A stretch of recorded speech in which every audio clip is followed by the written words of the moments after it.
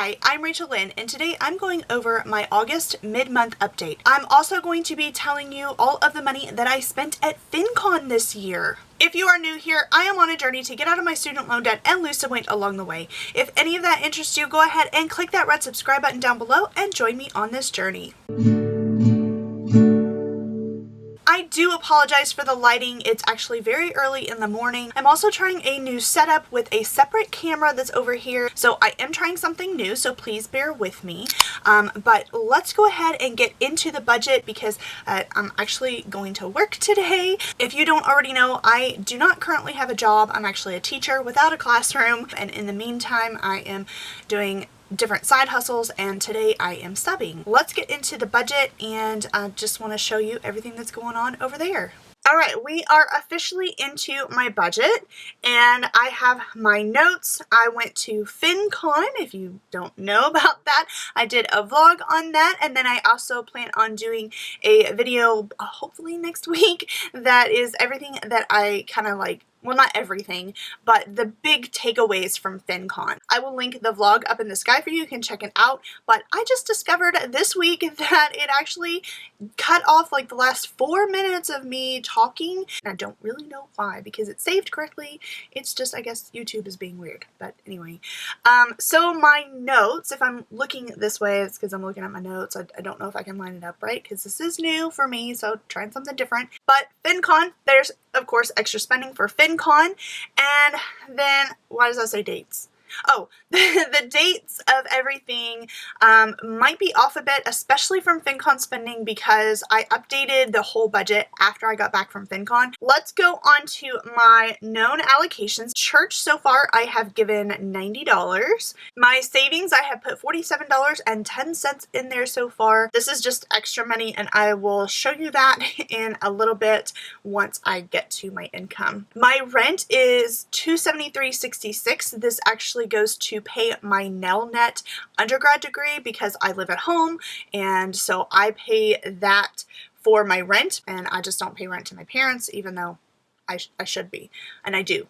It just goes to somebody else because it's just easier. My graduate loan minimum payment is $110.24. I, of course, have not been making an extra student loan payment while I don't have a job. I hardly ever, never added anything to my extra checking account, my sinking funds. Okay, I just checked my sinking funds, and the only thing that I'm adding in there is $25 for family time. I guess I haven't transferred that into my sinking funds yet, and because it's coming from a different place, it's very confusing the way that my budget is being done right now because I am working off of no income. So I'm working off of savings and where that money goes and where it goes. So I do plan to put $25 back into my sinking funds for family time. That's the only one that I'm funding right now. If you don't know why I'm funding that, it's because my mom is very sick. She needs a liver and kidney transplant. And so I want to have money available to go visit her in the hospital if she has a transplant, because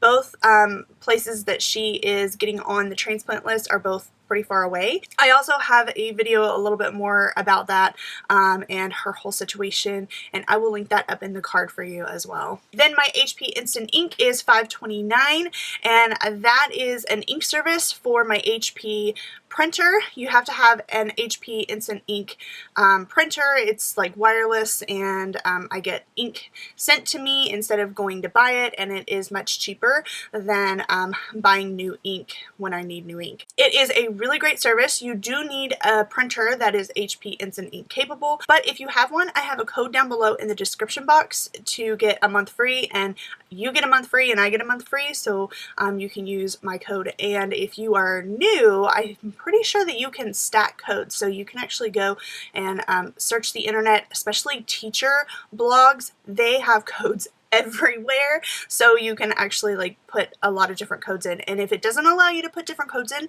then contact customer support and they'll let you put all the codes in that you want, so you can print for free for a very long time. And the printer that I got was only $60, so it's a very, very, very well worth the investment, especially if you need a new printer like I did when I first got mine. Moving on to Verizon, I have not paid that bill yet. It comes in at the end of the month because it's actually for the next month, so I pay that a month ahead of time. For my gas allocation, most of this is going on my FinCon expenses. I spent $7.25 at Kroger. This is not a FinCon expense. That was just a fill up before I left.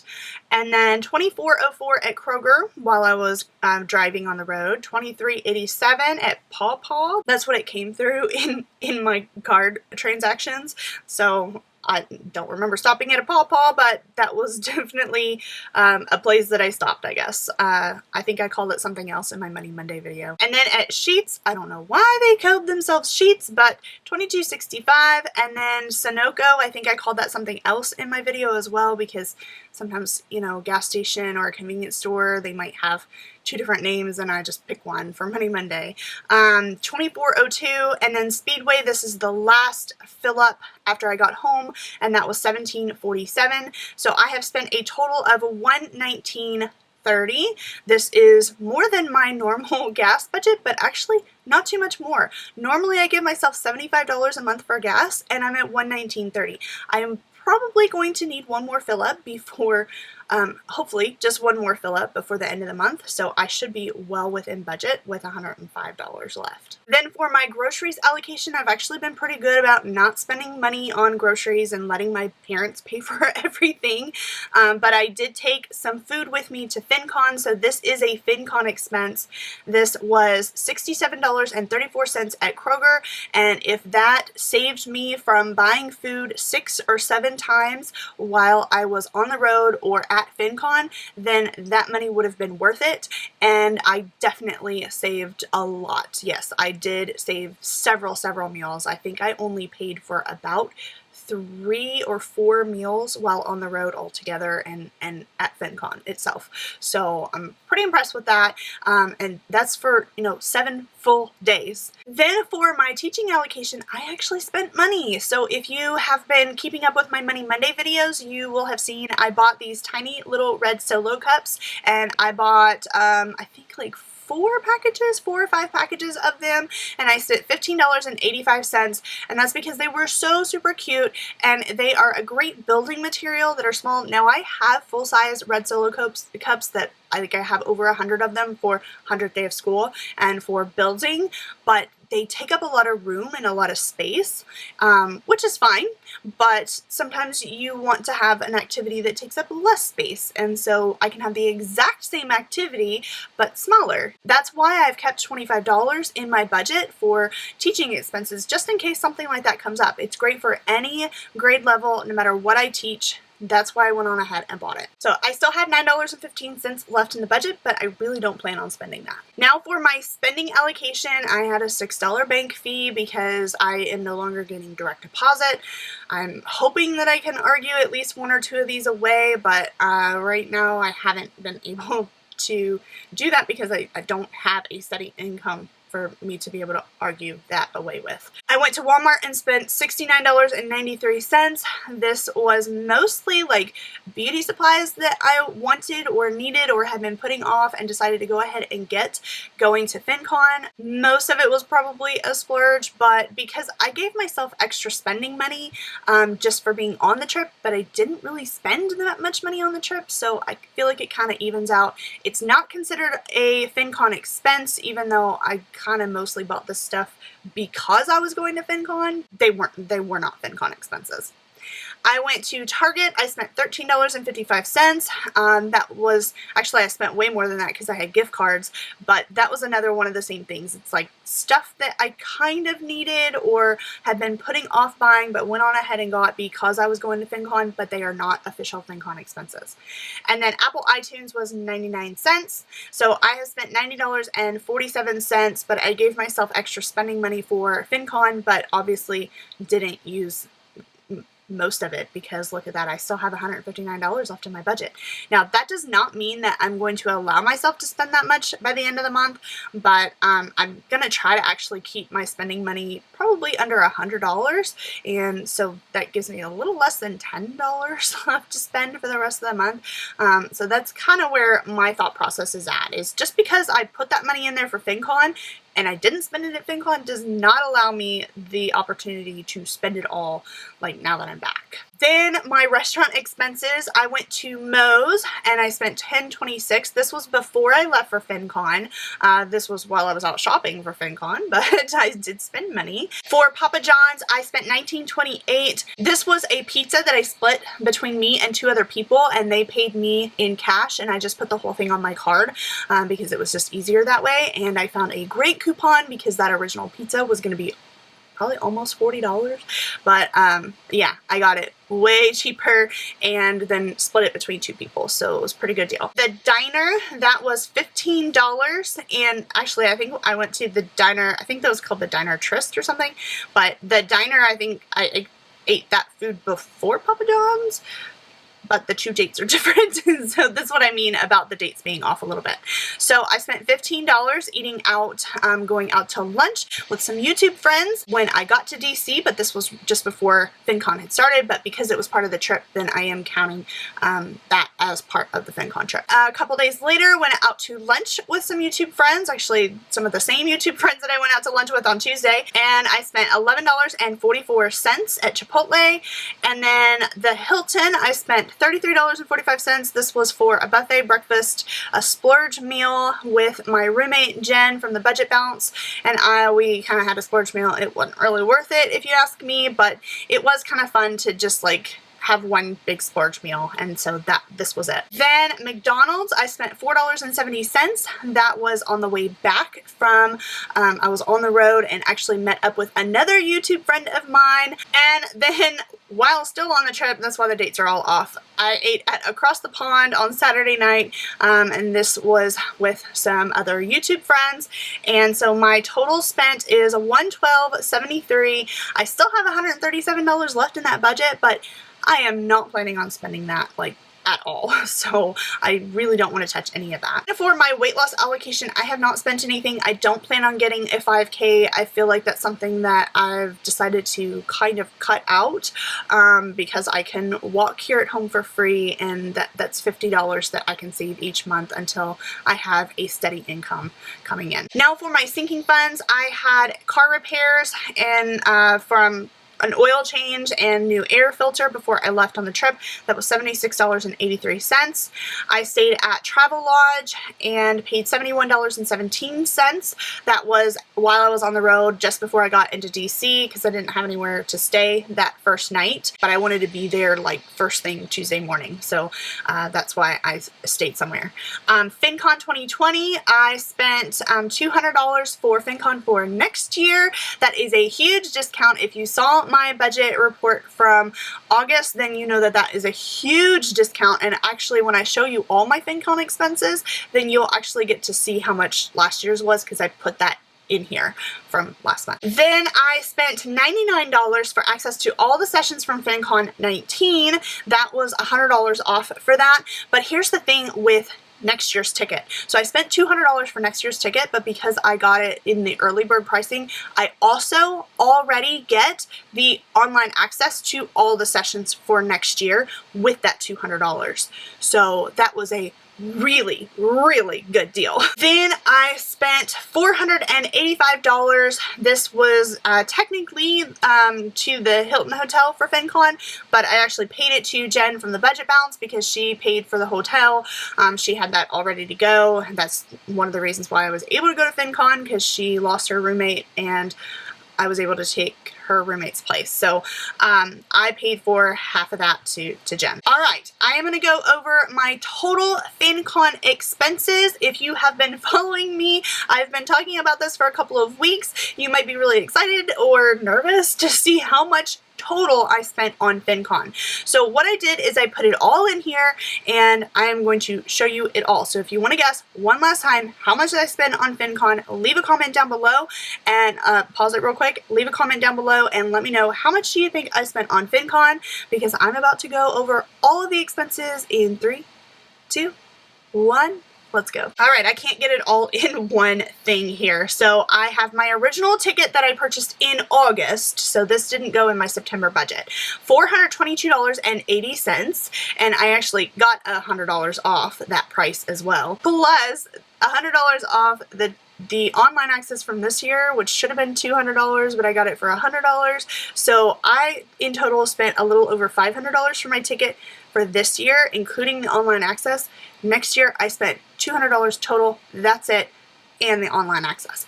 Huge, huge discount, because that's a huge discount on my already huge discounts from this year. So yeah, it's a lot. Big savings. That's why I went on ahead and bought it. Okay, so my gas expenses, my groceries expenses, my restaurant expenses, and then my tickets and hotel expenses for a total of $1,559.83.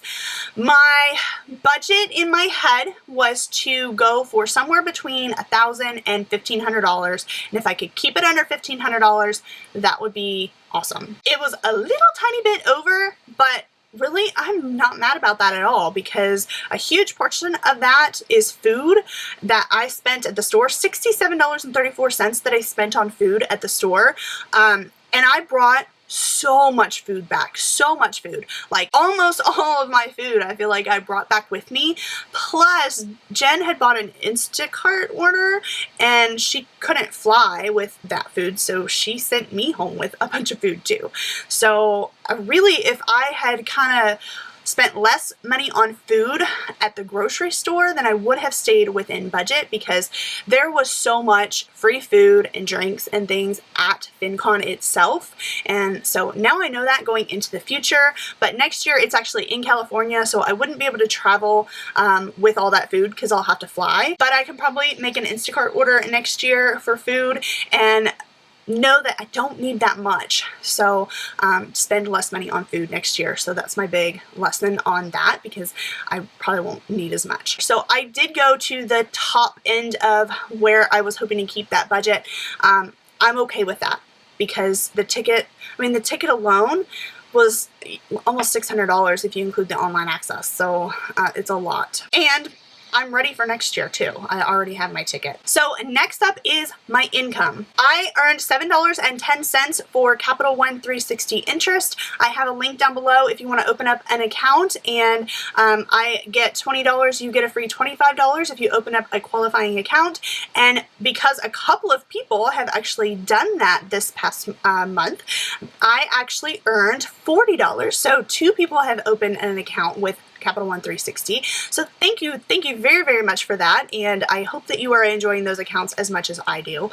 And so that is how I have been able to put $47.10 into my account, my savings account that I showed you a little bit ago. Now, I do plan on more income for this month, but most of it will probably come at the very end of the month. I get my first YouTube check this month, so I'm super excited about that. And I have been subbing, but I'm not really sure when the pay date range is for that. So very quickly, let me recap. I still have $60 left to give to church. I hope to put more money into savings, sort of. That's sort of the way it goes. Rent and my graduate loan payment is right on track. Everything else is on track. I still need to put $25 in my sinking funds. HP Instant Ink is right on track. I still have to pay my Verizon bill. The rest of this, I still have plenty of gas money. I'm over budget in groceries because I didn't raise that one, but I'm really hoping to only have to get one more gas fill up and then not spend any more in teaching, not spend any more in groceries, hopefully not spend any more in spending unless there's something I absolutely need, but I bought most of my needs before I went to FinCon, so I don't think there's anything that I really do need.